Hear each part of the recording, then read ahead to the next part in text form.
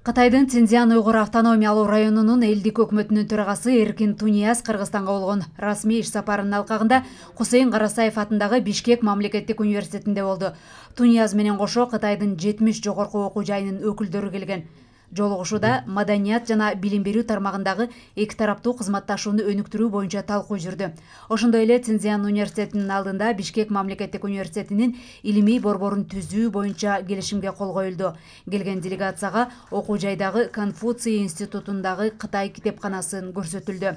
Анда кыргыз, кытай, англис, орус тилдеринде жазылган 8000 китеп бар. Мындан сырткары электрондук китеп, журнал, гезиттердин 80 миңден ашык түрү сакталуу. Иш-чаранын алкагында кыргызстандык студенттерге Суардын 10 жогорку окуу жайы боюнча кеңири маалымат берилди. Азыркы күндө биздин алдыбызда Синьцзян университети менен Бишкек мамлекеттик университетинин ортосунда жакшы алакалар түзүлүп атат.